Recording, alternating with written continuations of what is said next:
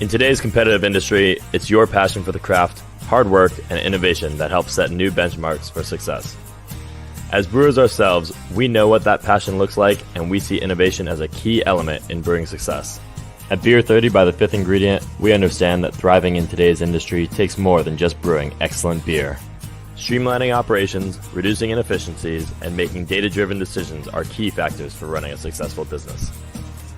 As a brewery management software working with over 450 breweries, the Beer 30 team works with you to bring you the right solution for your brewery. From your first consultation, we tailor Beer 30 to fit your brewery's unique needs. From there, our world-class customer experience team will get you onboarded and ready to go. Whether you're just starting out or expanding your operations, Beer 30 helps you optimize every step from grain to glass. Schedule a free introductory demo today, and let's brew more and brew better together. Hey everybody, you've nearly made it through day one of Panel Fest 2024. Huge thanks to Beer 30 by the Fifth Ingredient and Market My Brewery for all your support. We couldn't continue to provide you, the craft beer professionals, with events like this without the support of our industry partners. Thank you all for being an important part of CBP and for having an open mind for new ideas, education, and the power of community and how it can help us see greater success together. You're tuning into the meaning behind the madness, understanding the whys of brewing. We often hear or say, do this, do that, but why? Too often teams follow instructions without understanding the reasons behind their task. Imagine if your head brewer suddenly left. Would their assistant know how to create new recipes or troubleshoot unexpected challenges? Over the next hour, we're going to emphasize the importance of team members not only following standard operating procedures, but also comprehending the underlying principles. But first, let's meet our guest. And Dave, you are to the right of me. Tell everybody a little bit about yourself. So I'm Dave Gonzalez. I live outside of Charlotte, North Carolina. I've been here in North Carolina in the beer industry for 25 years. As of last week, I've been a professional brewer for almost 28 years. And that's about it, yeah. Well, Dave, you were the first person I asked to be on this panel after we had some great conversations at the Master Brewers event in Charlotte, North Carolina. So thanks for being here. And I hope everybody can join us this December for CBP Connect San Diego. But teaser, there may be something in your neck of the woods, Dave, not too far in the future. Cool. And Aaron, you're not too far from Dave. So tell everybody a little bit about what you do. Yeah, hey, thanks. Glad to be here. We're Replay Brewing, and we've been open for about 3 years, but we're fairly new to the industry. Just had a passion for craft beer. I spent quite a few years in the Navy and then in financial services, leading all kinds of teams. And we said, hey, let's open a brewery. And, a lot of those leadership lessons that I learned there have worked really well in the brewery. So happy to be here. I think leadership is going to be an important theme of today's conversation. And Tyler, it's been a little bit since I last saw you in Vegas, but for everyone who didn't, see you that last night out that way, tell them a little bit about what you do in the world of beer. Okay, guys. Burzurk Brewing. We're located in Michigan, and we've been a brewery for about only 4 years, so we're fairly new. Also, we opened the first year of the pandemic, which was really interesting. And I'm the head brewer there, but also one of the owners. My wife and I own it, and we're fairly small right now. We're only about 500 barrels a year, and it's all internal, with just subtle distribution. And some other things though too that I'll mention is my history before this. Obviously, I was a home brewer to quite a few years before I became a brewer here. But I was also I was a manufacturing engineer for 33 years in the automotive world. So I carried over a lot of my techniques from lean manufacturing and automotive world over to my own brewery. Even though we don't have much of a staff in general, I've carried over as much as I can. Well, I'm excited to see what we can learn from your years in your past career. And same with you, Aaron. Now, let's dive in with the first question. What are some common tasks in brewing where understanding the why is particularly critical? Who wants to tackle that one first? I guess I will. As a brewer, and that's my background, mostly everything from the brewing process, the fermentation, to racking beer, moving beer, filtering, whatever you're doing, the why is important in every little aspect of production. Do you feel there's an issue, Dave, in our industry with people not understanding the why and just kind of going through the motions?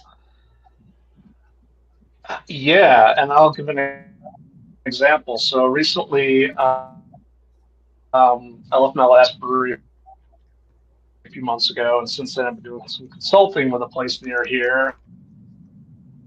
And they had a head brewer. They had a brewer. The head brewer showed the brewer the SOPs. That head brewer then moved on, left the industry, and they called me in to kind of go over things. And this brewer just kind of went through the SOPs and had no idea why they were doing what they were doing. So the first time I spent a brew day with them, I saved them 2 hours on their brew day. Just because I was like, well, why are you not evacuating your mash tun after it's empty? You're waiting to bring your kettle up to a galley. Okay, well, if you do it now, you'll save yourself a half hour. Oh my God, that's awesome. So stuff like that. This person didn't know the whys of why they were doing what they were doing, and I went in and taught it to them. It saved them a lot of time and money, actually. Yeah, our head brewer, his name is Logan, and what I love about Logan is almost as much. It seems like he's almost as much in the front of the house as he in the back of the house. And the reason he does that is not only he loves talking to customers, but he wants to know what they want. And is there a better why than what do the customers want? And so he's always thinking about what are the trends. And he moved from Midwest to brewer in near Charlotte, where we are, and tastes are different. And so he's trying to dial it in. We do a little bit more fruity beers than maybe we were used to, but the reason he knows that is because he knows why customers are ordering what they're ordering, and he's really trying to serve that up for them. Now, Aaron, you're obviously not Logan, but getting inside Logan's brain, is there anything that he's learned from the guests that surprised him, that's kind of changed the way he's brewed a little bit, or any styles, certain beers that he's maybe done a little more, a little less of? Yeah, a little bit. We, as craft beer aficionados, before getting into the business, we were IPA snobs, and we thought, oh, well, we're just gonna do IPAs.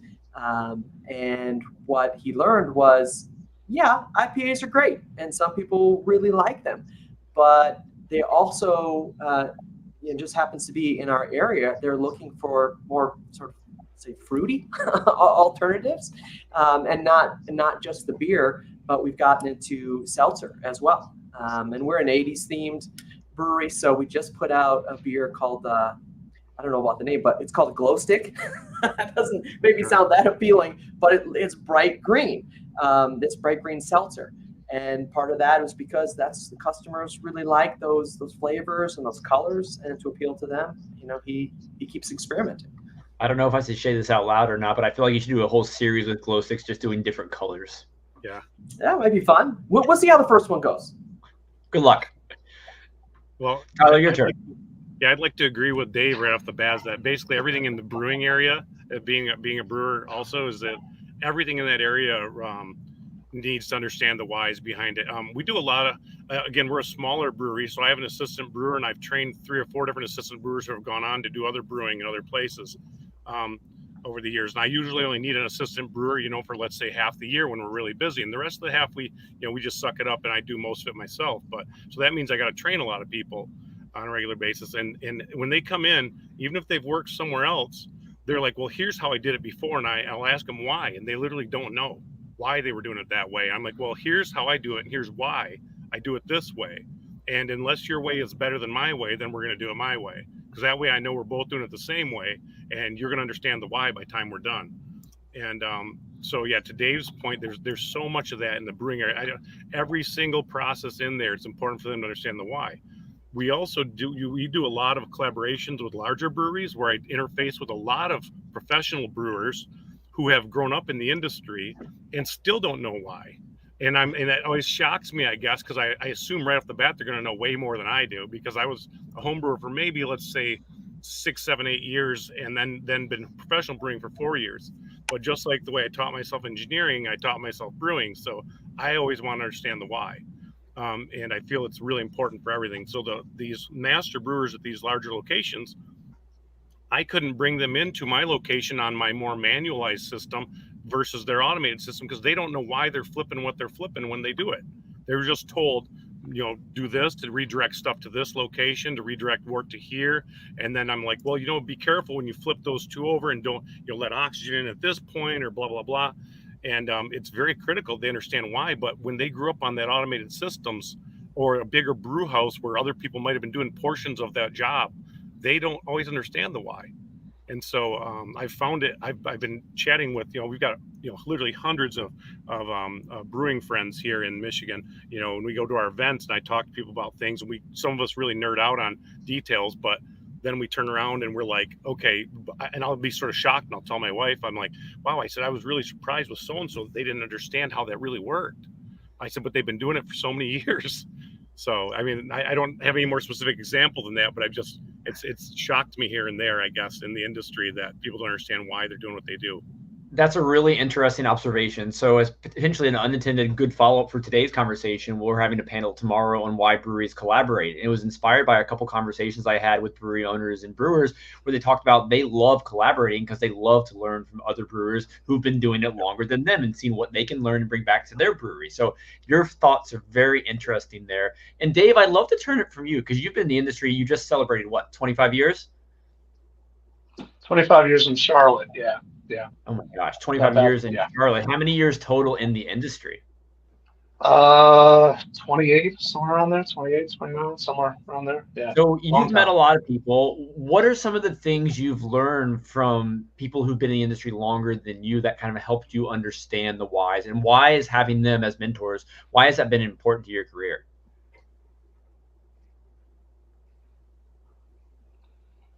Well, it's important as a resource. So even at my last place, it was a startup. I started up. I had a brewer who had never professionally brewed before. I was director of brewing / head brewer. I trained that brewer up from assistant to brewer to lead brewer to head brewer before I left. But sometimes you look outside your box. So, for example, I had never brewed a Helles before. I've done lagers for 25 years, but I never brewed a Munich-style Helles. So I reached out to a couple old friends of mine from places. Some I've worked with it one way or another, and they kind of give me little tidbits on that. So you look at them as advice down the road, or when you're doing something, but mentoring is key. I mean, I think it's important, something that I continue to do. I'm always an open book, and anybody could reach out to me at any given point, and I'll help them in any way I can. And I think that's important, either whether you're an old timer or old like me, or a new timer, or just getting into the business. Yeah, I want to expand on that just a little bit. I think that's great, that we can, and I found our industry is unlike any other in the world that I've been a part of, where everything was kept secret. I don't know if it's the same in every single state, but I know here in Michigan that we're so quick to share information with each other. Like, how did you do this? How did you do that? There's really not such a thing as a trade secret, really.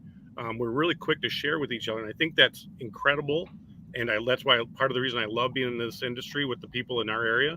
And, but it's, to Dave's point, is that's, you can literally call on anybody and say, hey, how did you do this? And I've done that before. I've called some brewers that were really better at making smoothie sours than I was.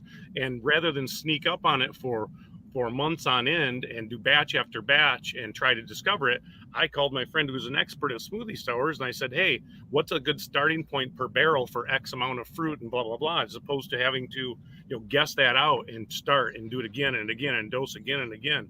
And then finally overdo it or not know something that I didn't know about dosing it in the first place. And so they're pretty open. I think that's an incredible part of our industry. For everyone who doesn't like the whole smoothie sours thing, we had Dan with Oakshire Brewing give a talk on smoothie sours here in CBP a few years ago. It is one of our most watched sessions. I learned from that one. He's a good guy. From new in the brewing industry perspective, mentors have been incredibly useful, and you just have to go in humble. And to everybody's point, when you ask, it's incredible how open people are to sharing. They're happy to share, and there's a little twist on this mentoring thing. There's something that happens in the corporate world, which is called reverse mentoring. Which is kind of an interesting concept, like people who have been doing something for a long time, or senior people meet with younger people or newer people, and especially given how dynamic our industry is right now, I think it's really important to get fresh perspectives constantly. So I'm learning as much as I can from the experienced people, and I hope that we're able to give off a little bit of, hey, this is new, kind of this is fresh, because we're starting from the beginning. And Aaron, as someone who came in from outside this industry, when you wanted to start learning, what are some of the tips that you could recommend to others, how you kind of broke the ice with people who've been in the industry longer than yourself? Were you sending them cold emails, just showing up at their brew houses? Like, how are you building these initial relationships so you could ask the questions and be more curious? Yeah, it's going to your local, your local organization and being an active participant in that, in your guild, and just showing up. And when there's a great line in improv. It's like, you start with yes. So, don't be afraid to to put yourself out there, and just if someone invites you to do a collab and you're saying, I'm not familiar with that, or I'm not sure how that's going to go, say yes, and then tell them yes, but I got to tell you, I'm not really sure what I'm doing here. Are you still up for this? And more than likely, they're going to say yes to you in return, because people love to share that information. We didn't really have to do a lot of cold outreach and email, because the brewing community in South Carolina / Charlotte is so vibrant, I'll say. And where can we find your comedy videos online? Maybe this one, So, Aaron, I'd like to pick your brain a little bit more. Looking at how much you've tried to learn, why is it important for leaders to set the tone from the top, with you setting that example? Well, it's just like being a parent. You can't have this do as I say mentality, not as I do mentality. And so, there's a couple of us who are owners, my brother and his wife, and we just get into everything. There's nothing that we're above doing in the brewery, from mopping the floor, serving the customers, to cleaning the kegs, to hauling whatever needs to be done. And so, by you setting the example, then others are encouraged to follow. They know that you're willing to do it. And I think we're going to talk more about this later. They're more open to asking you questions. And that's really the key to learning. Telling somebody is one thing, but getting them to want that information is a totally different thing. And when they see you doing it and making mistakes, possibly, they know that that's okay. Aaron, I'd like to pick your brain a little bit more than Dave and Tyler. I'm sure you'll have things to say on this one. And I do think we'll spend a bit of time here. Leading by example, that's obviously really important. But what are some of the most effective methods you've seen, Aaron, for educating team members about the reasons behind the things they're doing? Yeah, instead of telling them, hey, and this is I'm a little bit more of a front of the house guy. So, Dave and Tyler will probably give you a more back of the house perspective.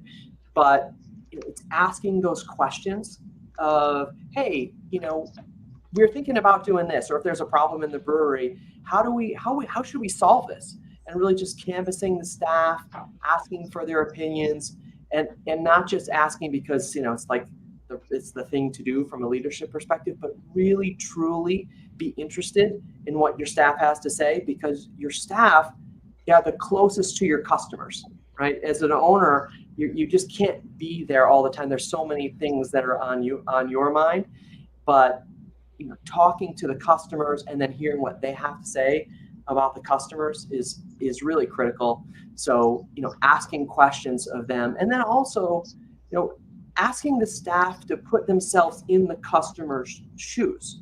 Hey, I'm noticing this thing that's happening in the tap room, and I'm wondering, when you go to another tap room or a restaurant, how do you see that working there? Like, what do you enjoy as a customer?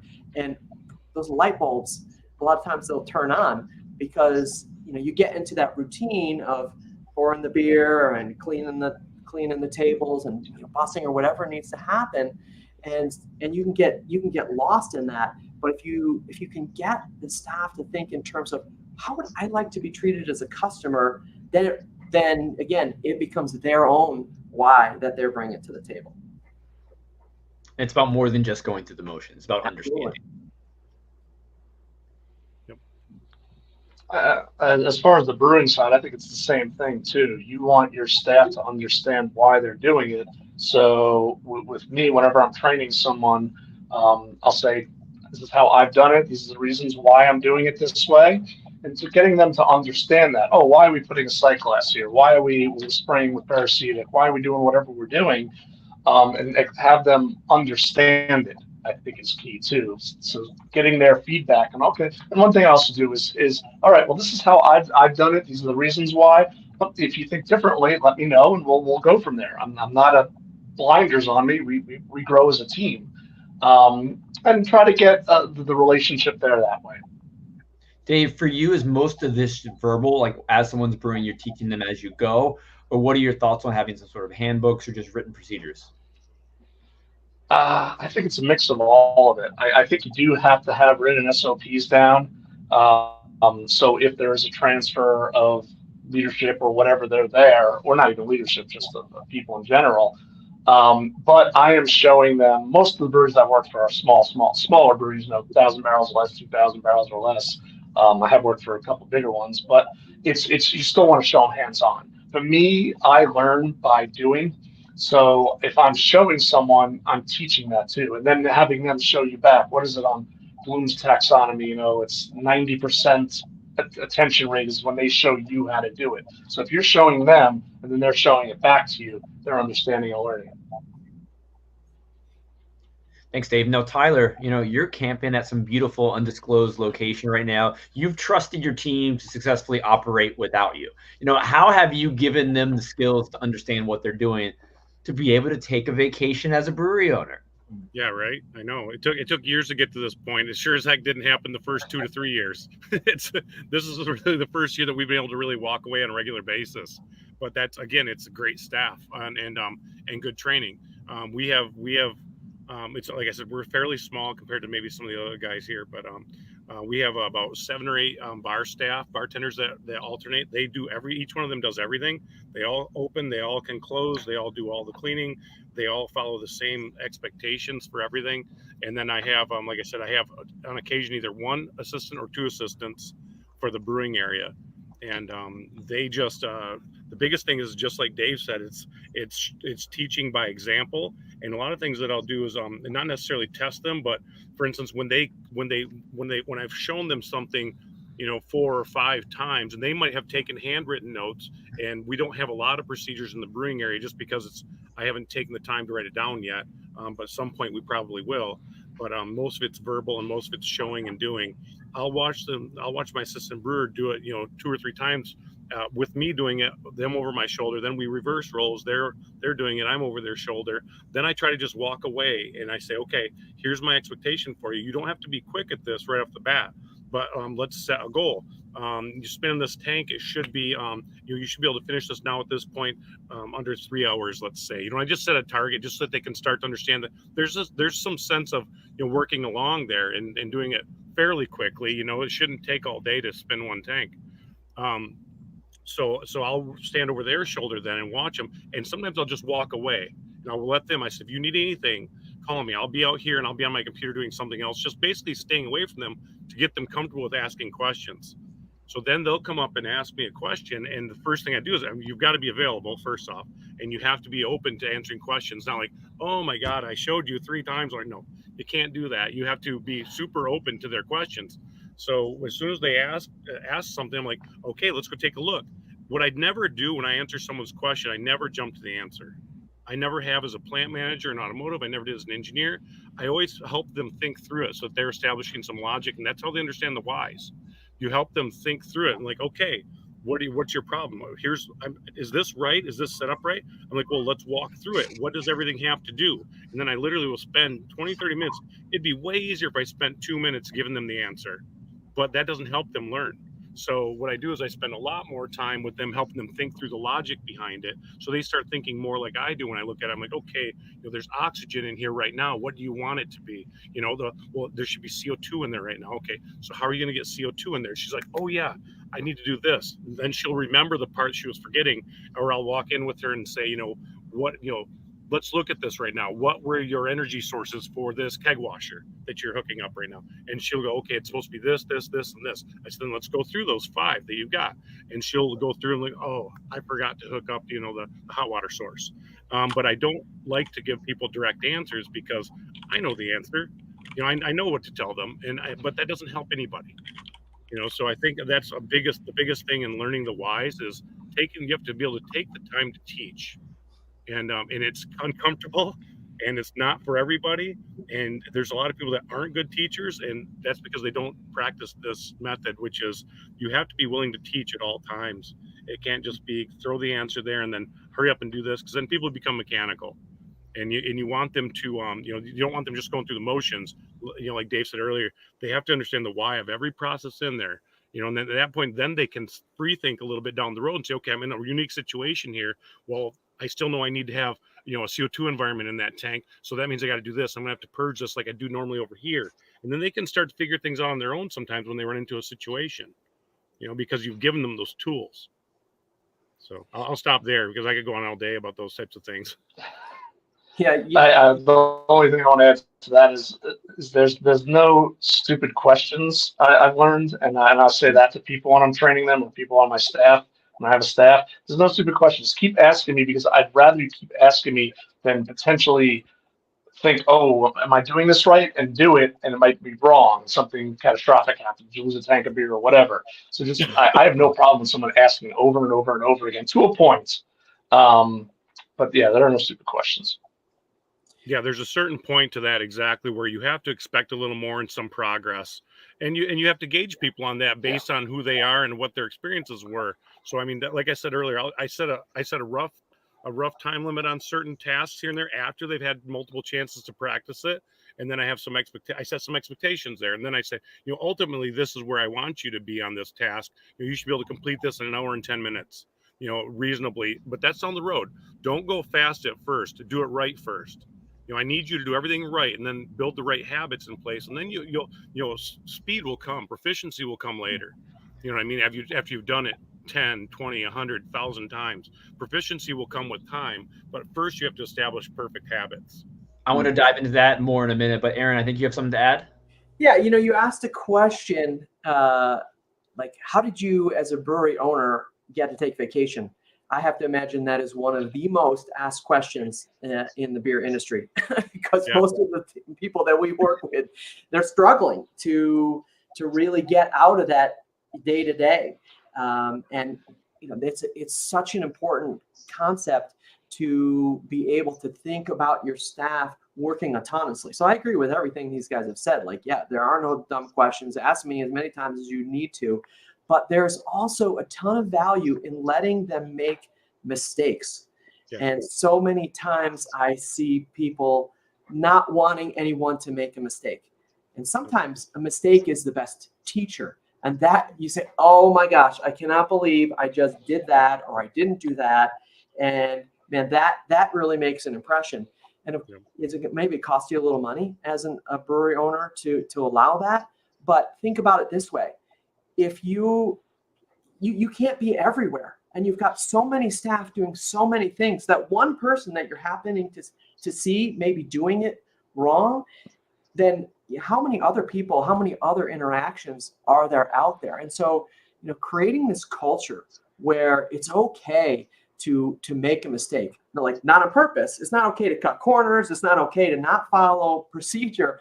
But if we maybe forget, or we don't know and we're unsure, or we're in territory we haven't been in before, praise the staff for that. When you see that, let's take an example. Let's say, you've got something going on at a party. You're hosting a party and there's a problem at the party, and you're out camping or wherever you are, and the staff can't reach you. And that customer is very angry because they want to have a party there and something went wrong.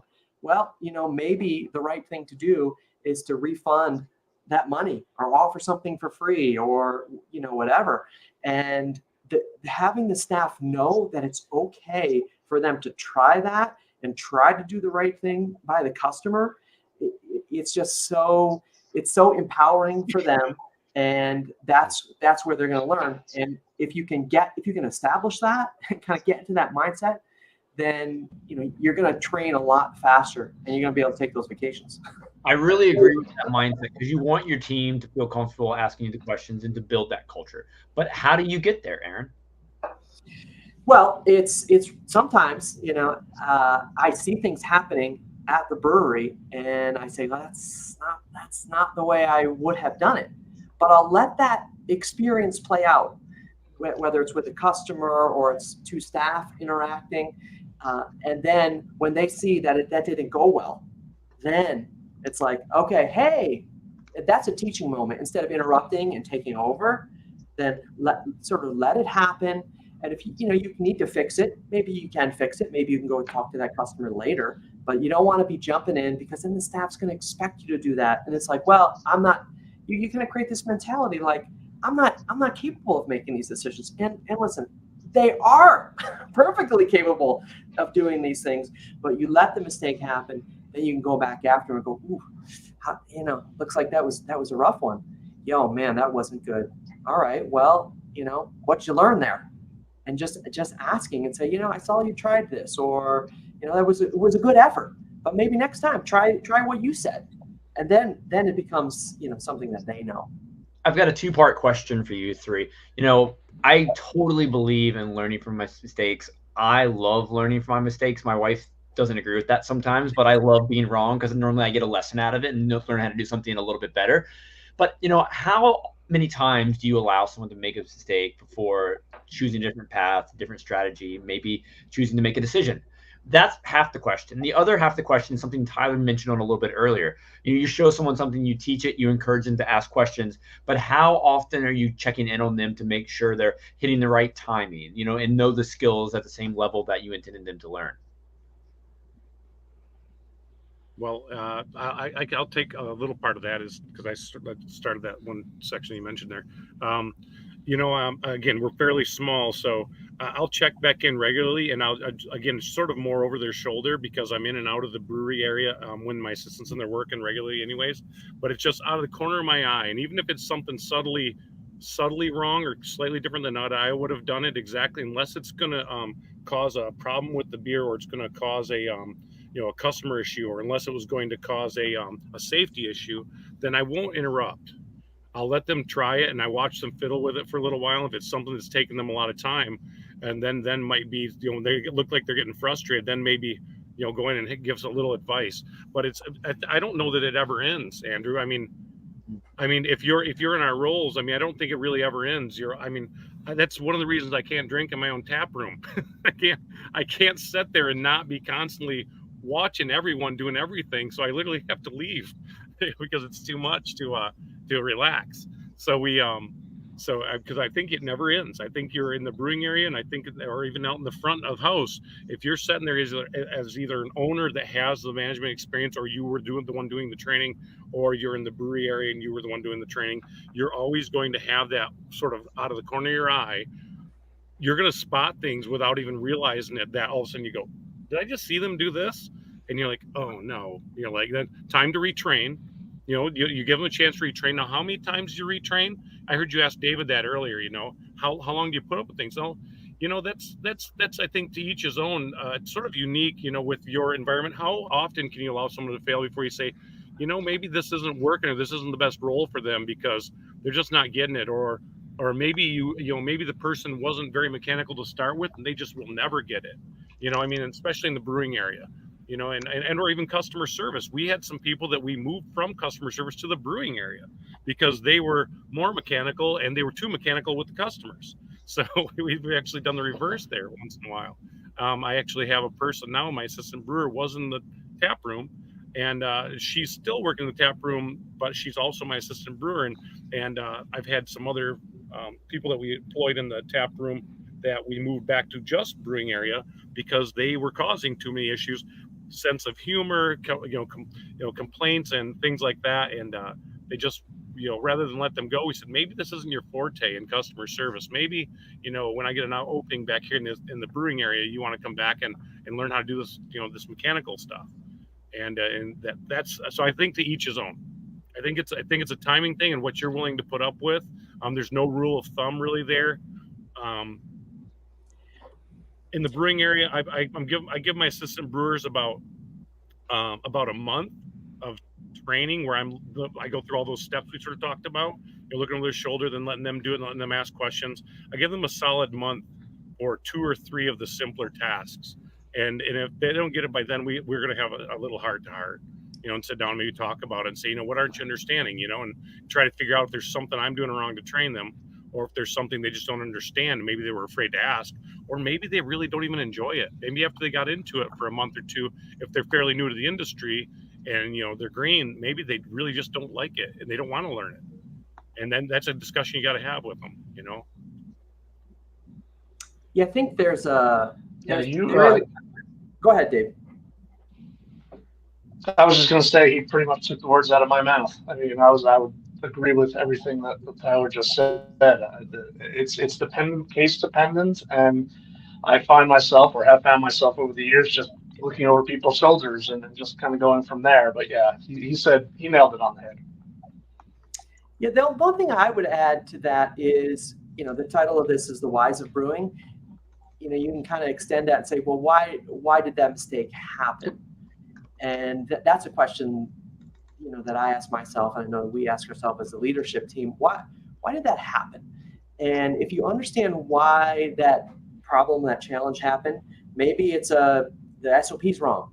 Maybe, there's something new that's in the system that's not working right, or, maybe maybe you didn't train it the right way. You said the wrong thing, or they heard the wrong thing.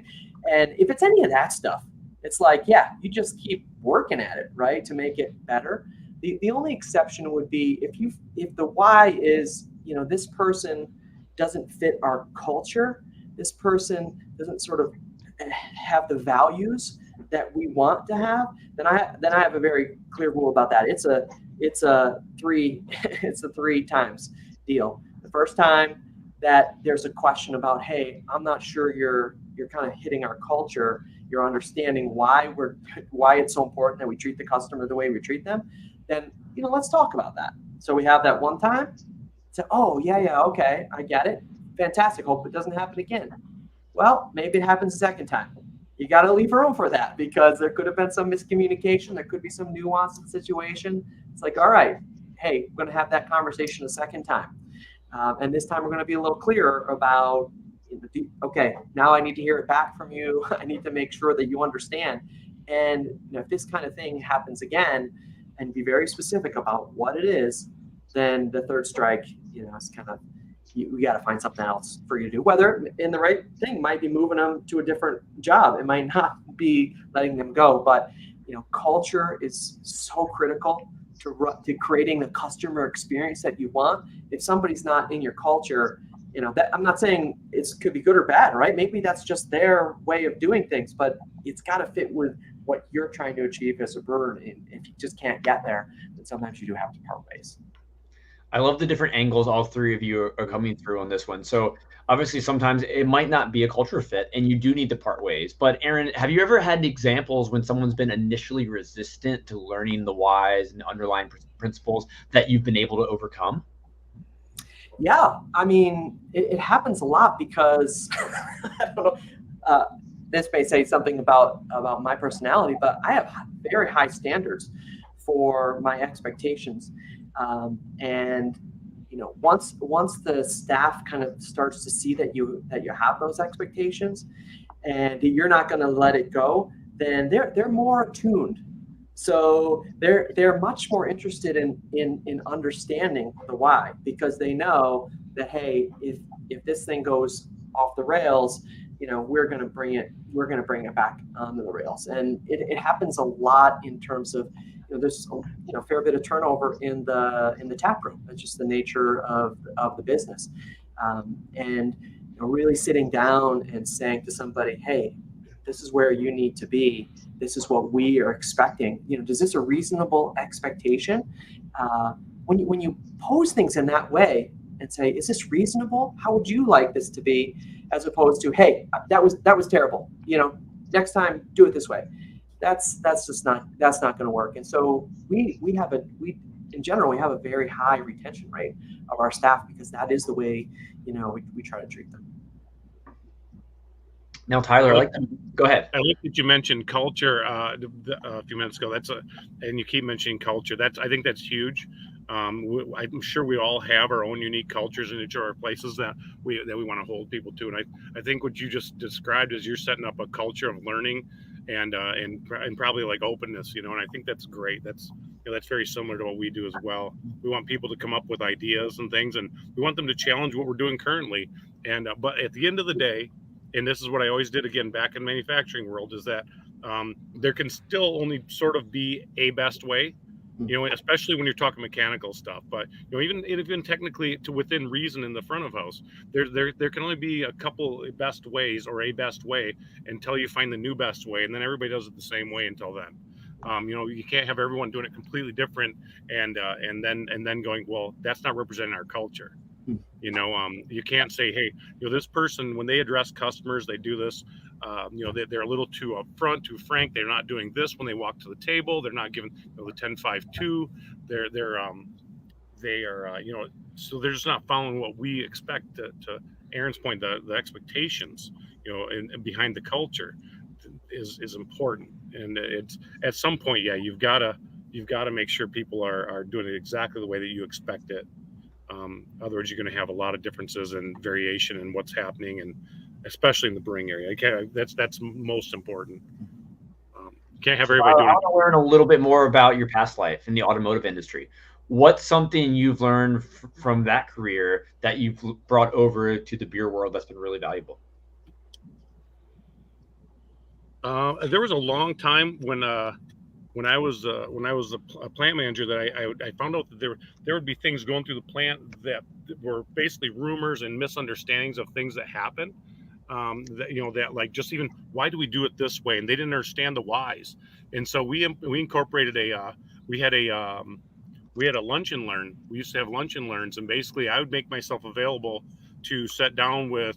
I'd randomly select 4 or 5 different people that wanted to participate, and we'd sit down and have a lunch and learn.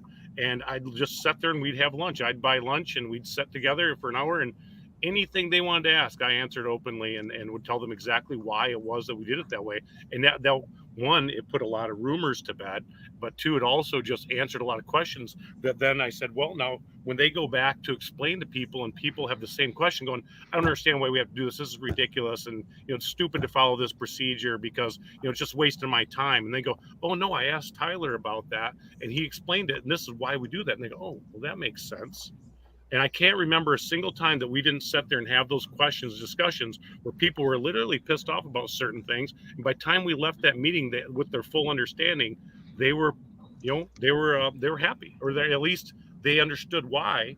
And they went, oh, okay, that's reasonable, at least. So I think that was a big thing. And I still try to implement that to today. We'll sit down with our staff after the end of the night, and when there's a few of them there, and occasionally every other night with different bartenders and stuff, and just ask them how they thought it went, and what's going on, and what do they think we should be doing differently, or how can we promote the tap room differently in this way. And I mean, we're not marketing managers, my wife and I, at all by any means. So a lot of these people have come in with a lot of experience. So we're more than willing to sit down with them and have a beer with them at the end of the night, a shifty, and say, hey, let's what could we do different here, guys, so we can drum up a little more business in the tap room.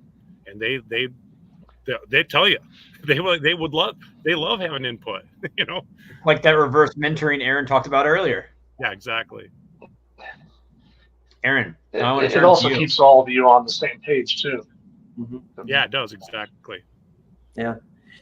So, we talk about the whys, and so far we've been a little bit compartmentalized in the way we've been talking about it, just based on the nature of our experience. And it's a little bit easier. Whys are a little bit easier in a horizontal lane, right? Whether it's why do we brew the beer this way? Why do we market this way? Why do we serve the customer this way? Well, tell me that this has never happened. You got somebody in the front of the house that thinks they know better about what should be happening in the back of the house, and vice versa. So, how do you deal with that? Because you have to think that there are whys in why we do what we do in the area that we do it, but there are whys, more broadly across why we do things the way we do. And, a great way to help people do that is say, all right, smarty pants. Maybe leave out the smarty pants, but you're thinking that in your head, and you say, all right, well, how would you solve that problem? Oh, well, I don't know. I just know it's a problem. Okay, well, let's talk about it. I mean, what about this? What about that? And getting them to think kind of outside the box a little bit in their own area and say, well, oh, I never realized why. I said Logan, right? Why does Logan do what Logan does? Oh, I didn't know that. And now that they know that, they're just a little bit more well-rounded. They're just a little bit more a part of your culture. They're just a little bit more, into what it is that you're trying to achieve overall. And asking those questions, and then even give people the opportunity to do some cross-training and say, well, why don't you, that sounds great. Why don't you go back and spend a day with Logan and see how that would work out if we tried that? Maybe Logan will learn something.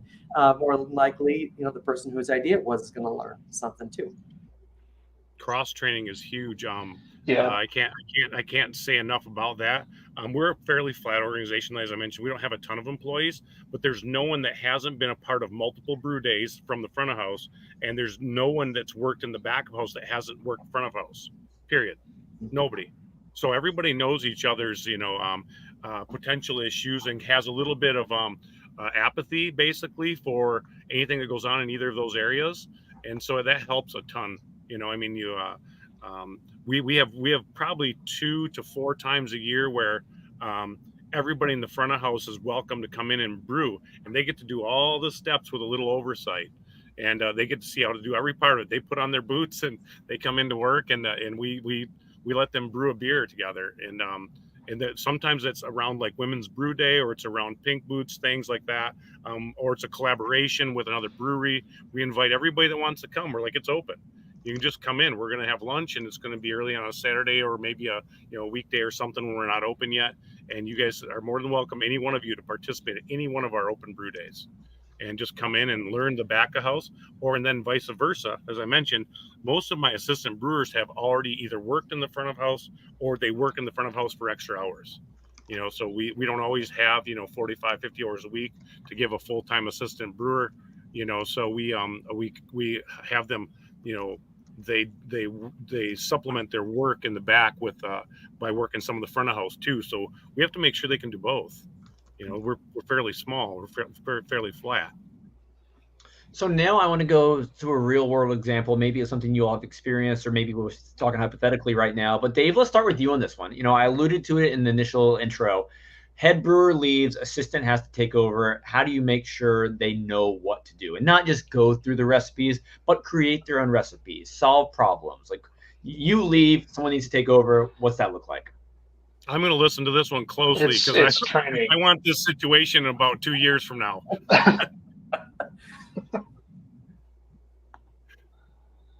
Yeah, I think it's training. I think it's, at least in the position that I was in when I left my last place, I trained the brewer and on his way up the chain. But it's communications, it's training, it's making sure everything's available. So whether you have it all on some sort of an internal server you guys use or something like that, everything is all out there. I know when I left my last place, I spent my last day just transferring everything over from me to the other person that was the head brewer. It's communication. It's making sure that it's there for them if they need it. Everything is available. Yeah, that's it. I mean, yeah. Training. I think sometimes, like you mentioned earlier, David, I think the preparation before that sometimes too is, like right now, I don't have much of anything written down because it's all in my head. And other than what I've trained manually with the assistant brewer, but at some point, it'd be way easier for me to start writing those now, so it's ready when I need them, as opposed to trying to jam through all that. Like, if I get hit by a bus tomorrow, my brewery's shutting down. You have to be intentional with the time to plan ahead. Yeah, I have to start planning. My wife, actually, she's always loved brewing with me. She wants to learn the brewing side of it now because she's the front of house manager. So she's like, I want to keep coming back there more and more and spend more brew days with you. She said, what happens if anything happens to you? And I said, I agree. You should be back here learning it, or someone should be learning it fully from me, so that we can, tomorrow, heaven forbid, something happens, you guys can stay in business for a while. or stay until you get someone to permanently replace or whatever needs to happen next. But yeah, there's got to be a succession plan there, and there's got to be things in place to make sure that succession plan is successful. Yeah, I'd add, and it does seem a little pie in the sky, but we've had this happen, is you want to be an employer of choice. You want to be an employer where people like relate to you as the brand and as the employers. And so we've changed taproom managers now a couple of times. People have moved on to new opportunities, and we wish them well. We say that, that's fantastic. You should go do that thing. That sounds like a great opportunity. But in both of the cases where we've changed, those people said, I'm not going to leave you high and dry. I'm not just going to give you my 2 weeks or no weeks, or I'm not going to, they go, I want to see you guys succeed. Like, I'm invested in you. Even I'm leaving you, I'm invested in you. And they stay and they train and they make sure that transition happens. You can't always do that, but it's just another reason to, run a good business for your employees. Aaron, while I got you, what are some of the other ways you prepared teams for unexpected challenges? Well, like I was saying earlier, I think that the idea of there's always going to be something that's going to come up that you can't train for. There's not always an SOP for that. Whether something happens to your building that you couldn't have expected would have happened. It's making sure that employees feel empowered and that they can make a call on the spot, because the worst thing you can do is just try to pretend that bad thing didn't happen, because that's gonna make it worse. But if you create that room for people to make mistakes, let them know that they can try things on their own, be accessible. We've heard that a couple of times, like, be accessible. You got my cell phone, call me 24/7. I'm totally available to you. But you can't always be totally available, and so unexpected things are going to happen, and people need to at least do something. Something's better than nothing. Yeah. Really quick. So sorry. Go ahead. Was that Dave? Tyler, all of you. I want to learn. Oh, that was Andrew. Sorry. Earlier I heard Aaron mention some things about when things go wrong, and how to correct certain things. And it made me think again back to more of my automotive and manufacturing days, is corrective actions and root cause analysis stuff. We were huge in that, and I still do that today. And it doesn't, once you've learned those processes to do that and think that way, you do it in everyday life all the time. So unfortunately I apply that at work too, and it really pisses my wife off. But in general, it's because I'm always thinking that way, but it's putting things in place to make sure certain things can't happen again, especially important processes, whether it be in the brewing area or out front. For instance, we created checklists for the open and close. You have to have checklists for things, but every time there's something wrong happens, then we'll make sure that that's corrected in the checklist.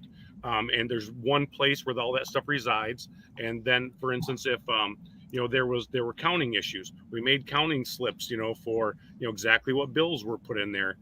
As things come up, we do a little quick root cause analysis, and then we'll put a little corrective action of some sort in place. And one of our rules back in the day was that there's I think this is sort of where Aaron went with, is that you really can't blame operator error. So you really blame your operators for corrective action. It means you either didn't train properly, your procedures aren't correct, or it's just flat out was an accident. Things like that happen, but there's no such thing as really blaming the operator, because no one really intentionally sets out to do harm, when they're working for you, unless they do. And then that's a whole nother issue, disciplinary issue.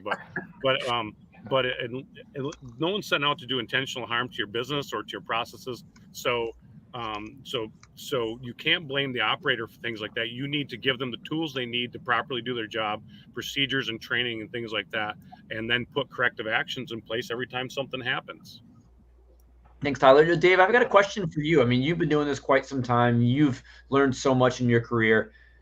How does it impact the team, like with regard to future innovation, by just having them more knowledgeable about all these processes we're talking about today? What results have you seen? Oh, it definitely helps. I mean, the more valuable the employee, the more valuable the employees to the business. So the more they learn, the more knowledgeable they are, the more they're seeing outside their box that they could bring to you is going to help you, hopefully help you. educational things, sending someone to a conference or an MBA type thing, or here, or we'll pay for you to do this or something like that. As long as it brings value back to you as a company, that it's just huge. So the more knowledgeable the employee, the more innovation there could be, the more positives for the most part, could be. I think it's key. Cool. Now let's talk real big picture for a second. I'd love to hear all your thoughts on this. How do you three see the role of education and understanding evolving in our industry over the next 5 or 10 years? Aaron, let's start with you on this one. Take it however you like. Yeah, you think about the next 5 to 10 years, you look back at the last 5 to 10 and see how much has changed. What we can't predict, or what could happen, is things are just becoming more AI, right? I don't think it's just hype. I think it's happening. If it's not AI, it's at least technology. People are in their phones. They're just more engaged with the technology. And I think when you think about education, it's training those softer skills. My marketing team, great, you can use AI. That's terrific.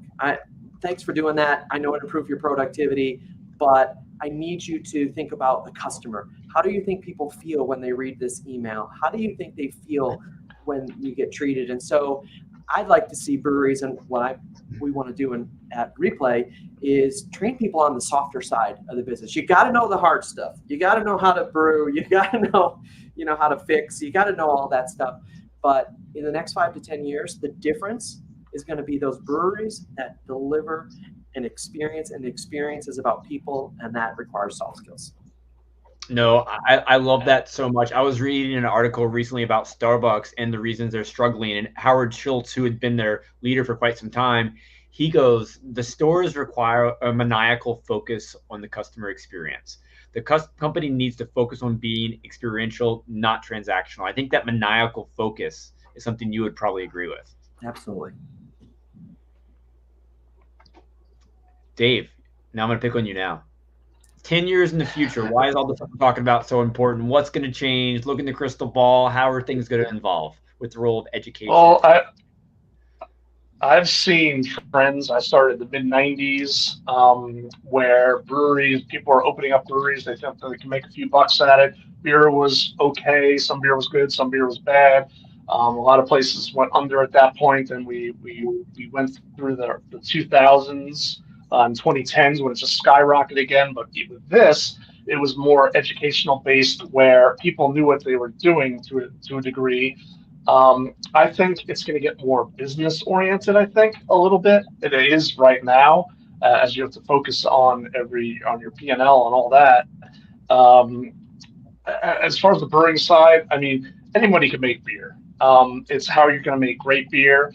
And to get back to Aaron's point, it's all about, it's going to be the customer experience. That is key, and that's been key for a little while now. It's to keep your business and grow it. So we're in a weird place right now, but I think the experience, the business side, and even more technical brewing, and having all that together is going to bring people through this and above. Tyler, anything to add? Yeah, I mean, there's at least in our area now. I mean, we've been seeing over the last 2 or 3 or 4 years. I mean, there's so much education popping up at local universities and training and trade programs around the brewing industry, because we have so much brewing in West Michigan. There's great training programs even within those some of the big breweries like Founders and Bell's up here, and so you can there's so much availability now to education that there's no reason to have an uneducated staff. I mean, you've got to invest in your staff. We've got a goal. We'd love for all of our bartenders and beer tenders to be Cicerone certified to some at least the lower levels, and my wife is going to shoot for a higher level, the Cicerone training, for instance. I mean, all that stuff is available in your areas now.